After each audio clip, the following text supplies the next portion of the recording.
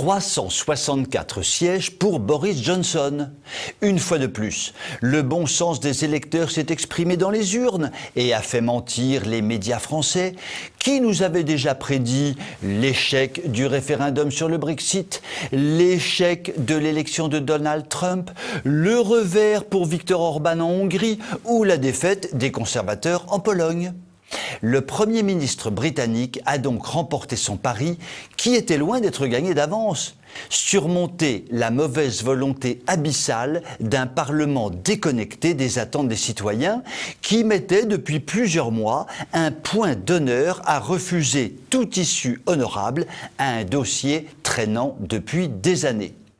Boris a obtenu, par cette victoire électorale écrasante, la majorité confortable qui lui faisait défaut pour mener à bien le Brexit.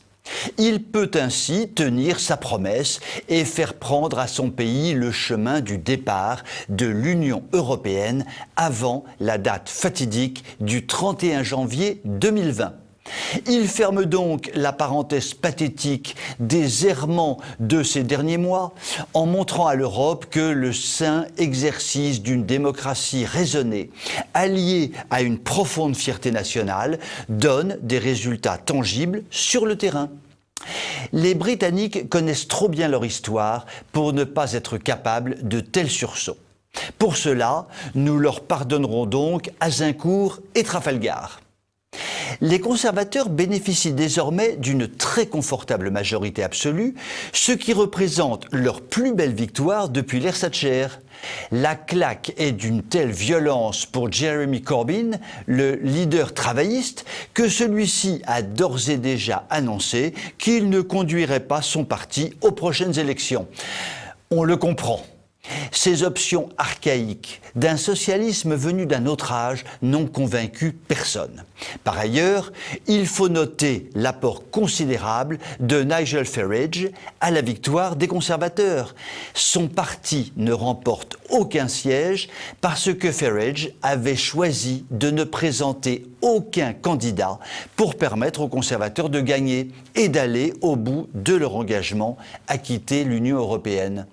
C'est le genre de sacrifice auquel nous ne sommes plus guère habitués, notamment en France, mais qui ne peut que forcer le respect. La presse française, fidèle à ses aspirations européistes, tente de tempérer la victoire électorale, sans appel de Johnson, en émettant des doutes sur la capacité à venir de celui-ci de négocier un accord commercial avec Bruxelles, ou en soulignant le bon score obtenu par les opposants au Brexit en Écosse. Nous savons qu'il est bien difficile à nos journalistes d'accepter le verdict des urnes quand il contrarie leurs options idéologiques.